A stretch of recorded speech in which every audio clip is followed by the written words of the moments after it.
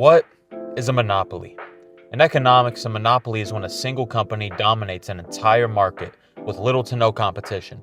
Almost always this comes at the expense of the consumer. John D. Rockefeller and Standard Oil once controlled nearly 90% of the American oil industry. AT&T dominated the entire US telephone system for decades. Even Microsoft faced a massive lawsuit back in the late 90s for using Windows to crush other web browsers. We've seen it happen time and time again. When a company controls everything in a market, they have nearly free reign to do whatever they want. They can raise prices while innovating less and less, cutting corners to save money while making worse products. Then using their immense power, they can undercut the competition, causing customers to lose their choices. All monopolies are terrible for the consumer, with the sole exception of Steam, of course. To understand how Steam became so dominant, we're gonna have to go back to the late 90s. Valve was founded in 1996 by Gabe Newell and Mike Harrington, two former Microsoft employees who left to make their own games. Their first big release, Half-Life, dropped in 1998 and instantly became one of the most influential PC games ever made.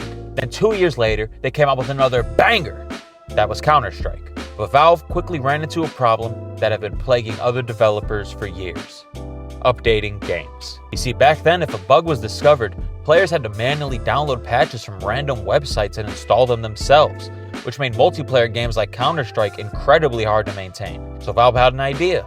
They decided to build something new, and in 2003, they launched Steam. Originally, it was just a tool to automatically update their games and make multiplayer games easier to maintain. But over time, it slowly evolved into something much bigger. In 2005, Steam decided to start contracting some other outside publishers to bring more third-party games to Steam. Now, this might be hard to believe, but back in the day, players didn't like Steam. It required an internet connection, it forced updates, and it replaced the simple method of installing games from disk. Things that are all standard now. But Valve kept improving it. They added a digital storefront, automatic downloads, friends list, achievements, cloud saves, and eventually features like the Steam Workshop, which made installing mods as simple as clicking a button. Steam was no longer a launcher, it was a complete hub for PC gaming, and the more updates they made, the more players showed up, the more developers started releasing their games on there, and players began to build huge libraries. Soon, Steam had become the default platform for PC gamers. This is where the problem started. You see, Steam takes about 30% of every game sale on the platform. That's pretty standard across most other storefronts. But some developers, they thought the cut was too high, and one company decided to challenge Steam directly. In 2018, Epic Games launched the Epic Games Store, and they were moving crazy. Epic promised developers, instead of 30%, they'd only take 12% of game sales. They promised free AAA games every month.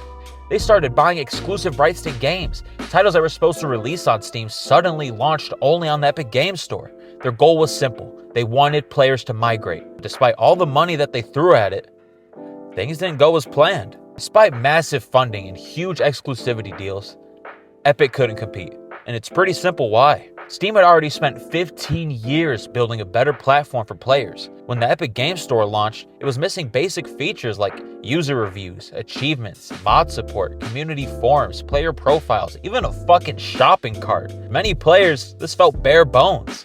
Steam, on the other hand, felt like heaven. Plus, for most players, switching platforms meant abandoning their friends list, their achievements, their mods, their screenshots, their library of games. Players weren't forced to stay on Steam. They just had no reason to leave. There's one thing that's led to the downfall of nearly any company. The people weren't happy. As bullshit as it may sound sometimes, trust me, I know. They don't say the customer is always right for no reason. If you want to start a new business, you need to make sure the customers are happy with your product and your service. And Steam's been doing that since day one. It prioritizes players first. Take Steam's refund system. If you buy a game and play it for less than 2 hours, you can return it within 2 weeks. Just click refund. That's it. The policy completely changed the game, and other stores had to adopt similar rules. And Steam builds tools that the players actually use. The Steam Workshop makes modding incredibly easy. Community guides exist for nearly every game. Forums help players solve bugs. Players can share screenshots, write reviews, and chat with friends all inside one platform. It's ridiculous Epic thought it could ever compete. Most monopolies dominate by restricting choices, while Steam dominates by being the GOAT. People can still buy games from whatever store they like. They can use different launchers, but they don't. because Steam works better. Monopolies usually hurt consumers. History's proven that time and time again. But Steam is a rare exception. Valve didn't dominate PC gaming by crushing the competition. They did it by building a platform people actually wanted.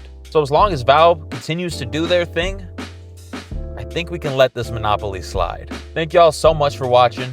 I'll see y'all in the next one.